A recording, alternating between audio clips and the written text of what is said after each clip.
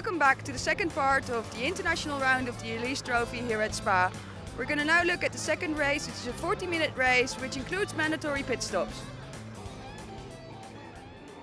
So another race at Spa Francorchamps for the Lotus On Track series. A familiar look to the front row. On our right is Martin Donnelly, on our left race one winner Andrew Walsh, but like an absolute rocket through the middle of the pair of them, the green car, the 78 car of Ben Pitch. What a tremendous start from Pitch. Gets on the brakes into La Source, being a bit too late, and immediately all that hard work, that fantastic start has been undone, and he hands the initiative back to our race one winner Andrew Walsh as he climbs out of the hairpin and then charges downhill towards Eau Rouge. You now ride on board with Michael Edwards, and that's Paul Quinn just sweeping across in front of him in the yellow and blue car, and the rest of the pack all fighting to get themselves a little bit of space on the first lap. Donnelly meanwhile watching the battle unfold around him. Chris Headlam has had a really good first lap there. He gets the job done and gets himself up into second place ahead of Ben Pitch. What tremendous straight line speed for Headlam's car there. And look how much quicker Donnelly is there through Les Combes, going into the right-hander as they come out of the right-hander down towards the Bruxelles hairpin. Does look like Donnelly has got to run, certainly at Pitch. I think he's going to be later on the brakes, holds the car in tight. You can see the scuffs on the road where the cars are braking hard, trying to overtake. Bit of oversteer one way, then the other way for Martin Donnelly. Well, if there's any man that's equipped to deal with a full-blooded power slide, it's going to be Martin Donnelly, with all the experience that he's got. Of course, having raced F1 here, Formula 3000, Formula 3s, all kinds of things over the years. And he's loving being back racing at the front of the Lotus On Track series. Mark Speller, who runs Full Speed Racing, who looks after the car. So it's been an absolute pleasure dealing with Donnelly throughout the season. Always enthusiastic. Look at that little slide through Paul there. If ever there was any doubt about his commitment, that's pretty much says it all. Headlam and Pitch both now struggling to keep up with Donnelly, and a spin for Doug Setters. He had a good run in race one. I think he's just about got the car under control. Meanwhile, we're now back once again with Michael Edwards still looking at Paul Quinn, and Edwards and Quinn had a tremendous scrap earlier this season at Snetterton, so they know each other well enough. And Donnelly, we were just praising his car control, and just to curse the commentator, he has a little wobble there. But just about gets it all under control.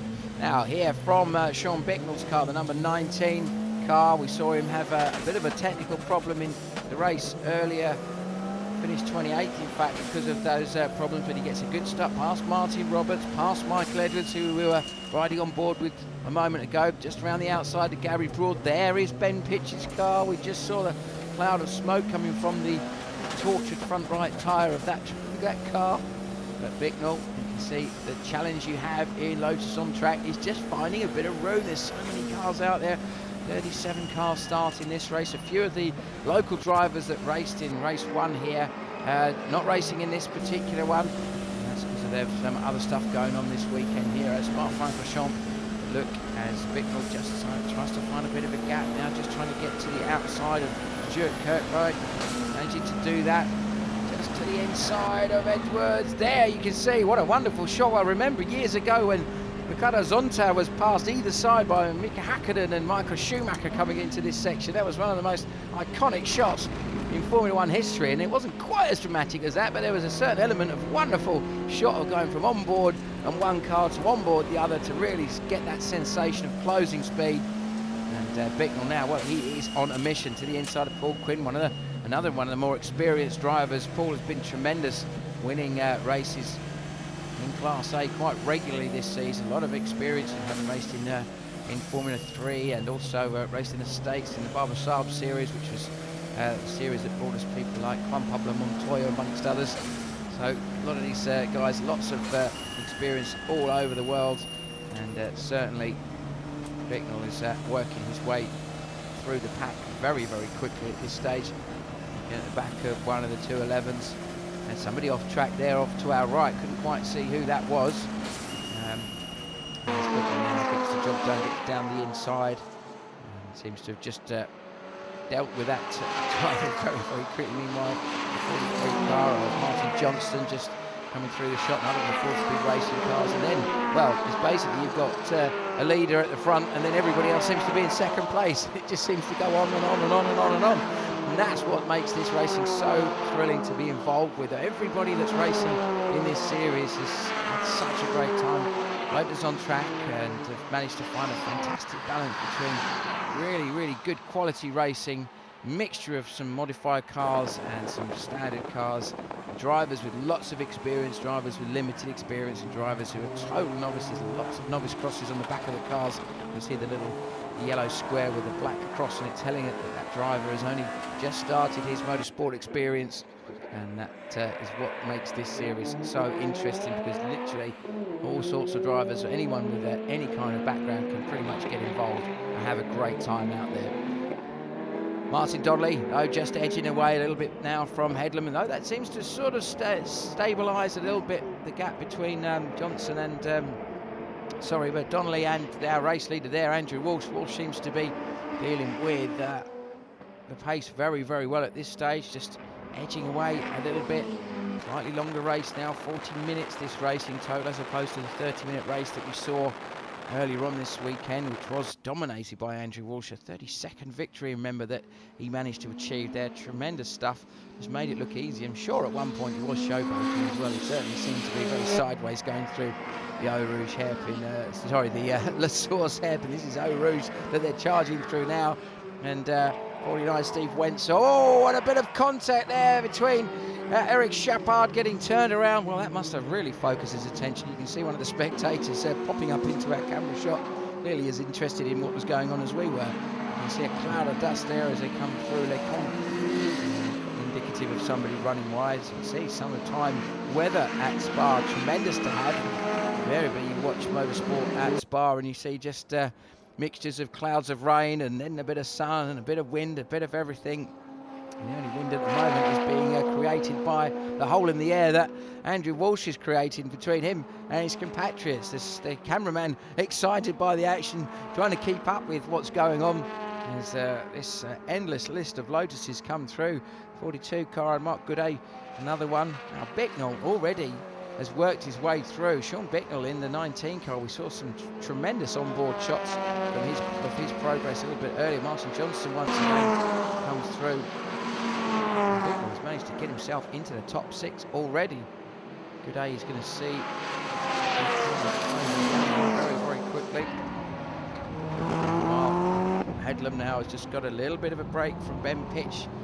Both those guys had a tremendous battle earlier on this weekend. Certainly that scrap could run and run, but I think they may have to contend with this guy. Sean Bicknell seems to have got this car working so well. Audi turbo engine, there's lots of different configurations in the modified class, the C category here that a lot of the cars run in. Certainly the faster of the cars like Martin Donnelly's car and Andrew Walsh's car, Chris Headlam, for example, they're running very well. In fact, Ben Pitch running in the B category is certainly one of the drivers that's really impressed us most in terms of his overall pace, and just shows you that with the Lotus chassis being so good, really could have been designed for this circuit, couldn't it? Bearing in mind it was designed from the flats of Norfolk, couldn't ask for much more different topography if you tried. Andrew Walsh doesn't seem to make much odds where he is in the world in terms of his pace. He certainly has got a fantastic technique and an incredibly fast car. You watch the car punching out of the corners and it's really hunched down at the back as all that power gets delivered to the rear wheels.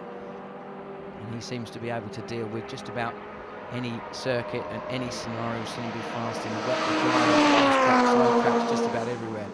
This man, though, has not given up. The Northern Irishman, Martin Donnelly, a man who was a race winner in Formula 3 here at Spa-Francorchamps, going back around about 20 years ago. Of course, a teammate to Damon Hill, that's Paul Quinn. He's raced in F3 as well, mainly in the ARP series, which was for slightly older cars.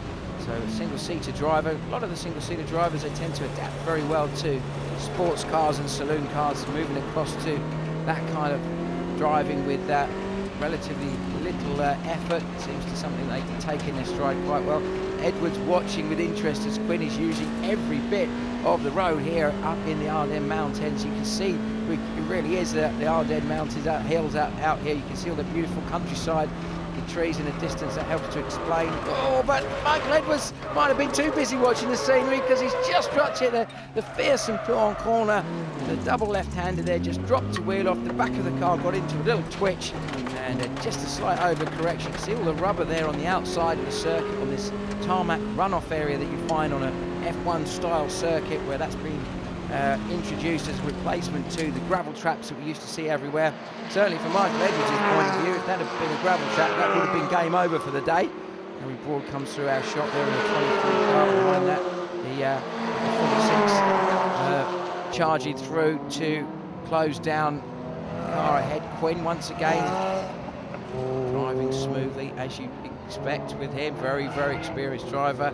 Kirk Pryde just ahead of him was Marcus Jewell. Gary Broad once again, and here is Michael Edwards just getting stuck into the bus stop chicane. Look at the back of the car ahead, just twitching around, moving, and that's been cost him 3 places. Michael Edwards was looking like he was going to be ahead of that scrap with Marcus Jewell there, and Gary Broad and Stuart Kirkbride and all those guys, but now sitting there behind trying to make his way back through. But Sean Bicknell, we're looking out of the windscreen of the number 19 Class C car, the red car of Sean Bicknell, out of the race. Real disappointment for Bicknell. Looked like he was going to be in a position to maybe even challenge for a podium. Who knows, even better than that perhaps. Comes down into the pits forlornly. See, there's that sort of universal hand signal in motorsport when the mechanics wave their hands saying sorry, game over. I'm sure that was probably replicated by Sean waving out the screen to these guys. Meanwhile, another man on an absolute mission from the back of the grid here, the number 18 car of Steve Williams. We saw him retire from race 1, started right towards the back now, and already he's getting himself into the sharp end of the field, or certainly up amongst it. Tom Chataway, and recovering Doug Setters after that spin that we saw. And somebody moving very slowly, moving across to the left-hand side and pulling off the circuit out of the race. Couldn't quite see the race number there, but relatively few incidents from that point of view throughout the weekend so far. Stuart Kirkbride getting into a really nice scrap now with Marcus Jewell amongst others. A big puff of smoke there from the 73 car, just chucking a little bit of smoke out the back there, causing a bit of a drama for the drivers behind. And needless to say, that's going to cause people to have to be a little bit careful, just in case there was any oil maybe coming out the back. Of course, Adam Hamilton, our driver of 73, looked like he had a bit of a problem there. Edwards, meanwhile, down the inside, just holds the car in tight into this section here called his path that leads through to then the famous Stavelot, and onto this section down here, Blanchimont in the rain. Managed to race one of these things a few years ago, was pretty spectacular, hanging on tightly to the car, just managing to keep it all in one piece. Meanwhile, overtaker plenty. Joel just having to try and fend off. Mind you, Edwards coming back through Gary Broad, not that far behind either.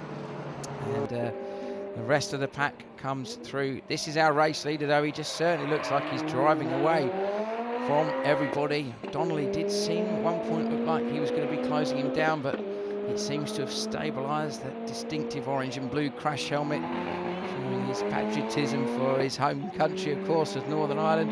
And it looks to me like it's going to be Donnelly taking his pit stop now. One of the things that shakes up this particular race compared to the race that we've seen earlier this weekend at Spa is there has to be a mandatory pit stop for all of the drivers. They come in, they have to get out of the car, and they take a time penalty based on their success on the previous race or where they finished, and then they will be able to get back in, get strapped back in again. There's Mark Speller just at the front on the left of the car. The rest of his boys all helping Martin out of the car. Well, still a bit hampered by the injuries from going back to Jerez in 1990, a horrific accident he had in Formula 1, but hops out, both feet on the ground. The boys get him back in the car, get the belt secured, make sure the crutch straps are in position, the shoulder straps, everything else. Steve Williams charges by, probably doesn't even realise that Martin's in the pits at this stage.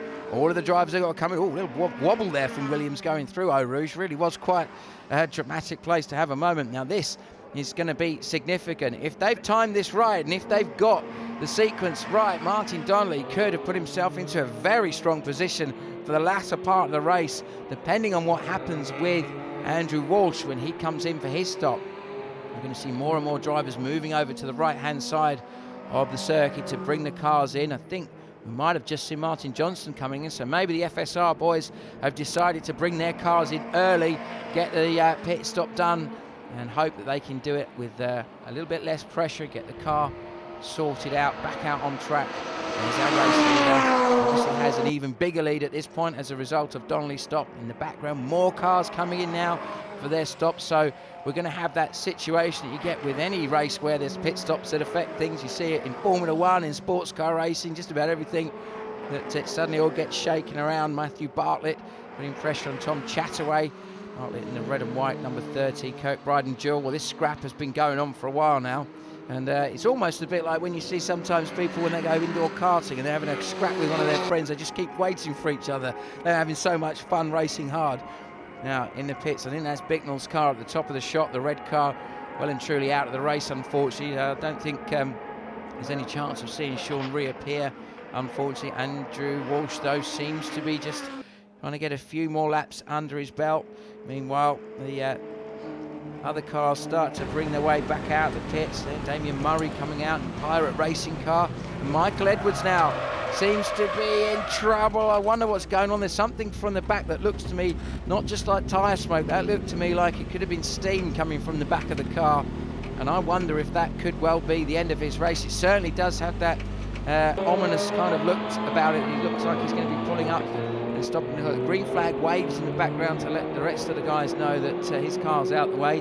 Meanwhile, Jewell and Kirkbride swapping positions all the time. Looks like Jewell's going to get a better run out of La Source, charging down the hill. You really don't get the sensation of just how steep that is. Having walked up this hill here to watch some racing when I was out here the last time, you really do realise it's such an amazing topography here at Spa-Francorchamps. It really does create something special. Phil Chatterton in his car just working his way through P1, and a big spin.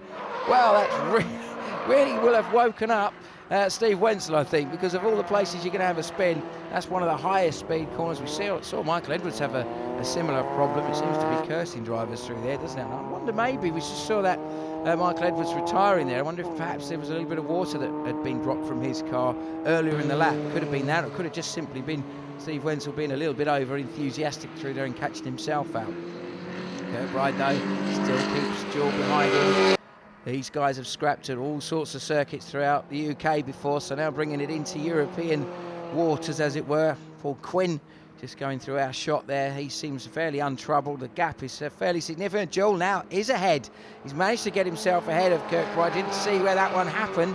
Could have been down at the Bruxelles chicane, which is, hairpin, which is a couple of corners before Puan. But all of this section here, there isn't really a corner anywhere at Spa-Francorchamps that the drivers don't enjoy. All of them have got a wonderful flow and challenge to them. Even the chicane at the end of the lap is different to what you'll have experienced elsewhere, where it goes up and over a brow and then drops away in the middle. Traction's at a premium through there. The PQR Paul Quinn racing car seems to have best got himself in a position where he's just driving further and further away, leading the class. And behind him, Marcus Jewell are in that scrap. Not far away from that is Gary Borden at the 99 car of James Knight, looking very competitive. Doug Setter's coming through again. I think there's a good chance that these guys could start to get in the mix for a possible top three in the cars. At the moment, it's looking likely that could effectively work out for any of those guys, because pit stops are all these things that are going to affect the latter part of the race. Meanwhile, the rest of the cars come through. Mike Davis just going through our shot. Our race leader once again comes into view. Walsh neatly through the bus stop chicane. As he comes out, powers down over the curbs on the inside, the outside, gets the car straight, brings it over to the left to brake hard once again for La Source. Wenzel, meanwhile, looking in his mirrors at Mike Davis. And the other car behind that was Phil Hatswell in the 52 car. Now, this looks to me like Andrew Walsh is bringing the car over to the right-hand side for a reason, and that reason is he's bringing his car in for his mandatory pit stop. Speed limit 60 kilometres an hour. keeps the speed down, keeps it neat and tidy. The team are ready for him. Slightly less spectacular than the Ferrari F1 team's pit stop system of lights and systems. Andrew crawling away from the car, and a little cardboard box used as a stop. Well, it's certainly basic but effective. Martin Donnelly, though, has taken the lead as a result, and Walsh is going to have to work very hard to get himself back on turns with the Irishman. He gets back in again. The guy in the white suit is a fueler as opposed to a driver. It is still Andrew Walsh. We're not having a driver change in this race, so perhaps it was just a cautionary top-up of fuel. Perhaps explains just, although this car is very quick, maybe it's also because of the modifications that make it so fast, it could affect the fuel consumption away from the more standard cars. Usually, of course, the Lotus Exigis and Elises are always pretty good in terms of that respect compared to some of its competition. Look at this, the pit exit all the way out the hill, just keeps climbing and climbing and climbing over to the right, staying way off the racing line, which is very important because you can imagine how quick the cars are travelling as they come through Eau Rouge. And Andrew Walsh is on his way. He's now got to wait and see where he comes out in relative terms to Martin Donnelly, but I'm pretty certain that Martin Donnelly has got a fairly significant lead at this stage after that stop. It doesn't seem to be a stop that worked out in Andrew Walsh's favour at all. Marcus Jewell, indicator on. Does that mean a pit stop? I wonder. It certainly looks like it. And of course, surely his mate's got to come with him. Stuart Kirkbride is going to come in and join the party. Doug Setter's coming in as well.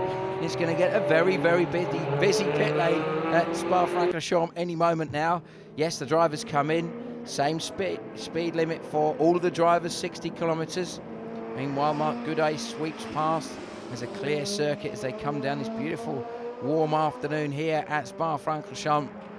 Certainly for the guys in the 211s and the open-top cars, they're going to be very grateful for some of the traditional Spa rainy weather to have stayed away and left them to enjoy the racing in peace. And certainly in warmth, if nothing else. Another stop coming up for the guys moving across to the right-hand side. Gary Broad brings his car down the pits, and he's going to bring it over for his mandatory stop.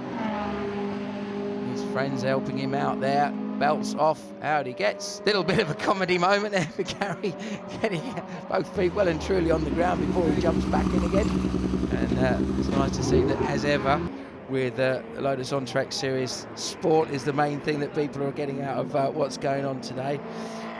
Certainly a different way of going about pit stops to some of the forms of motorsport that perhaps take themselves a bit too seriously. Not that these guys aren't enjoying it and having a great time at the same time as well. So there you see Chris Headlam now, who's worked his way towards the front. It looks like he is in a very good position to potentially get himself a podium finish here at Spa, and that will be something to cherish forever. Meanwhile, Paul Quinn now has Andrew Walsh in his mirrors, and that's perhaps indicative of just how much time Walsh has lost. And you show just how quick Andrew Walsh's car in a straight line just absolutely charges past Paul Quinn. Paul Quinn, the fastest of the Class A drivers by some way overall, and certainly didn't seem to have much to answer there. Ben Pitch, well, a light missing after some contact earlier on this weekend. And he had a great start, but unfortunately a little bit of a moment dropped him back behind the guys running at the very front, so not quite as far up as perhaps his pace would deserve. But remember, he is in a Class B car and he is doing a tremendous job. So effectively, for most of the races that we see in Lotus On Track, you have classes A, B and C. The A class being the standard cars, B class slightly modified, C classes gives you pretty much a free rein in terms of performance in lots of ways. Plus you have the 211s as well, usually running their own class, but for here this weekend at Spa, running in a mixture of the B and C class. Walsh though, looks like he's now got himself in a position to be challenging Ben Pitch as they sweep through what's known as the piff-paff down here into this right-hander as Stavelot. That's going to lead them ultimately to the end of the lap as they come charging down through the fast right-hander. Then we're going to sweep left into Blanchimont eventually, and ending up finishing the lap at the bus stop chicane. You can see Walsh, the power kicks in now. The difference between a heavily modified car and a less so car does become very apparent. The only modification seems to be the visible one with Ben Pitch's car, where his light's missing, but certainly Andrew Walsh's car is just absolutely flying. Just ahead, some of the other cars, Daniel Murray there turning into the bus stop chicane. As you saw there, Walsh seems to be a constant technique. We mentioned earlier that it looked like he was showboating a bit and sliding the car around. I wonder if it's just, that's his technique. He likes to throw the car sideways and pick the car up on the throttle. And seems to be dealing well. Murray gets passed by Pitch as well now. And Pitch is just going to sweep down into Eau Rouge. One curb, then the next curb. Every time you go through there as a racing driver, you clench up. You really do feel like, oh, am I going to get through here neatly? Is the car going to do something I don't want it to do? But if you're going to be racing anything around here, a Lotus has got to be one of the best forms of motorsport you can choose because of the poise of the chassis, the way that the car works so well. Phil Haxwell coming through our shot just ahead of Martin Roberts. Then it is our race leader Donnelly coming through. Hans Baumhart not that far behind, and someone with indicators or hazard warnings lights on there. That would have been Andrew Kell having some dramas. Well, the entry, it says on Andrew Kell's entry list here at Spa, is Honda's gone bang, so I think that might refer to one of his previous motive powers that he had in the car. Bob Montgomery in the yellow 211 just being passed by the charging Andrew Walsh, who's just slicing through the field. He really has got absolutely his head down in terms of a mission of working his way to the front as quickly as possible. Seem to be having too many problems just ahead. We saw Black Car of Christopher Sandra. Did very well in the early race this week in Pitch though. Almost running out of road a little bit, having to really hold the car in the middle of the section on the brakes because the back was trying to move around a bit on him. Technique that the drivers will tend to use into slow corners is tend to be braking hard in a straight line, then rolling a bit of the braking into the corner to hold the nose down. It helps the car to turn. That could be the technique that we're seeing Andrew Walsh use regularly. Peter Driver in the red Class A car just at the back of that pack. Headlam sweeps past, now under pressure from Walsh. Looks to me that this could be a change for second place. I think it is going to be. Surely Andrew Walsh is going to work his way into second place. I don't think there's going to be much that Chris Headlam can do about the charging Walsh. He certainly seems to have an element of inevitability about it. Phil Chatterton once again coming through our shot as out of the pits comes another competitor, Mike Davis, coming out after his mandatory stop. Great idea this to shake up results. One of the great things about Lotus On Track is they haven't stuck to any stayed formula virtually every weekend. We've seen things like handicap races, we've seen grids reversed, we've seen all kinds of things that have made the racing always interesting. It means that we've had people getting podiums when perhaps they wouldn't have expected to, and some people who'd be certain would win perhaps further down than you thought. It just makes the whole thing so much more challenging for the drivers and the teams, and certainly it's created an awful lot of interest and excitement. The main thing is that we're going to see big grids once again for 2009. We're going to see more people out there racing, and certainly we're going to see the action, if you can believe it, even better than we've seen so far in 2008. Walsh now over Headlam, it does look like, down the inside into the Brussels chicane. Headlam just almost expecting him to be through there, giving him a little bit of room, perhaps a bit too much room, being a bit too careful there. He's going to turn through the left-hander, then sweep down towards the double left at Pouhon. Very, very fast, daunting corner. Basically tagging the brakes and then picking the throttle up as early as you can. But with traffic ahead, it's going to be very, very difficult to get that done. Tess Howell, she keeps an eye on her mirrors and just allows the two faster cars to come through. So Walsh understandably sits back, just waits for a better opportunity into the first of the fifth corners here. The right-hander, is he going to have a look there? Maybe down the inside. Headlam's just giving him enough room. But no, he sweeps back across. As they come through the left-hand part, then leading down into Stevelo. It's going to be interesting to see where Walsh does this. I think he's going to just sit behind the twisty section and let the power of his car work for him as they come then down towards the right and then into Blanchimont. But no, impatience is the key there. Walsh just wants to get after Martin Donnelly. He knows that there's enough pace in the car. It's looking likely that he could well get fastest lap. At this stage, he has set the fastest lap. 2:44.926 is the fastest lap of the race, and that's less than a tenth of a second faster than the lap that he did in the race earlier this weekend. And put that in perspective, on a 7.3 kilometre lap, that's like absolutely like hundredths if it was somewhere at Brands Hatch. James Knight and Stuart Kirkbride, that scrap continues. And And once again, you get this situation. One driver goes down the inside, brakes very late. The second driver thinks, right, there's an opportunity for me to come back and try and get another bit of momentum on the exit of the corner. Knight, though, don't know if he's going to be quite alongside. He certainly looks like he's trying to wedge himself into a position to get a run at Kirkbride. And this time, they sort of fall in order nice and neatly and tidily, using all of that curbing once again. Yes, you've got every right to do, as long as you don't go right the way over the curbs and use too much of that tarmac runoff area that's used for the F1 cars, then you're okay with that. It is, though, Walsh who just got himself ahead of Headlam and starting to edge away a little bit, while meanwhile Tess Howell comes through just ahead of Ben Pitch. There we are, riding on board now with Ben Pitch, looking up the road towards the end of the lap. Starting to get into the latter part of the race. He's going to be catching and probably passing Tess Howell. Oh, a bit of a wobble. We've seen him do that a couple of times now. It seems that he comes off the brakes, pitches the car into the right-hander, and then just has to sort of deal with the car moving around underneath him. And once again, he controls it very, very smoothly. But Tess Howell, she's going to have her mirrors full of Ben Pitch's car. Probably a slightly odd sensation, looking in the mirror and just seeing one light coming up behind you compared to the normal setup. But this man here at pit stop was very, very telling for him. It didn't seem to give him any chance of really being able to stay in contact with Martin Donnelly. Meanwhile, some of the other cars in the other categories coming through.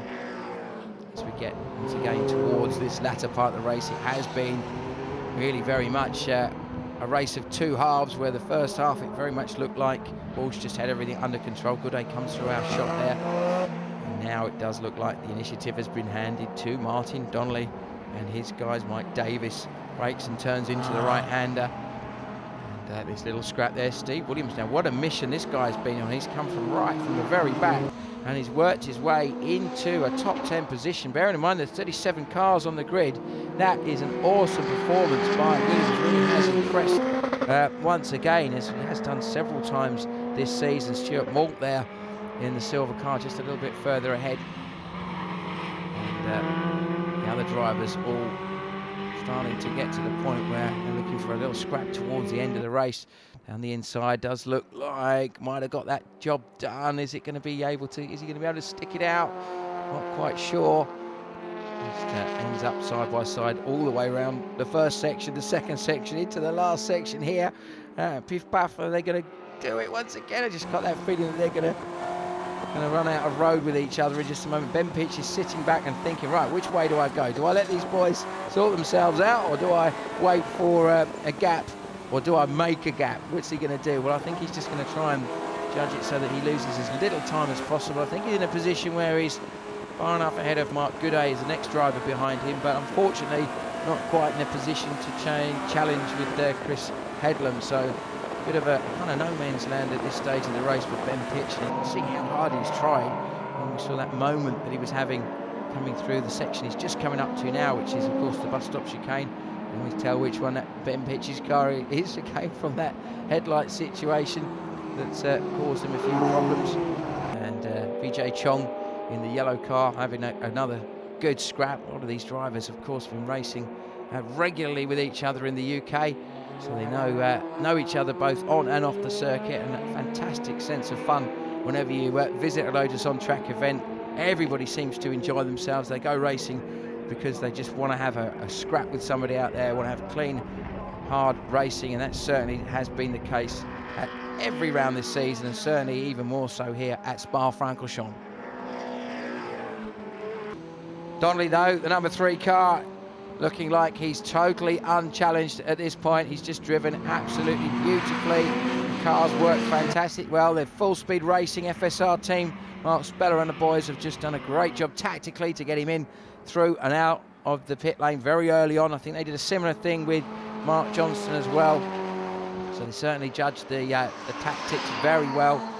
And that doesn't seem to have cost them as much time as it has some of their competitors. Phil Hatswell through our shot a moment ago. Once again, BJ Chong in the background. And that's Doug Setters' green car, very distinctive, easy to identify that car from a bit more of a distance. Hatswell once again now looks in his mirror, and that is Martin Donnelly. Turns into the bus stop chicane one more time. Behind them, Paul Quinn and Marcus Jewell. Well, now that scrap's got a lot closer for Class A, but it's going to be a little too late. It is the win for Martin Donnelly, reverses the position from the earlier race this weekend. Paul Quinn wins his class just ahead of Marcus Jewell, and Class B is going to be won by Ben Pitch and his single headlighted car, if there is a word. Great drive from all of these guys, outstanding performance from Donnelly, and he's going to really relish a victory at the fantastic Spa-Francorchamps circuit. And unusually for Spa, didn't even get wet in the process, because usually we get some spectacular weather. And I think that may have well been something that this man could have been wanting for the latter part of the race. Andrew Walsh really has missed out as a result of that pit stop situation, but he will take away the fastest lap in both races, and he will take away a race win and a second. So hardly disappointing for this guy, and as ever, he's always running at the very front of the Lotus On Track Series.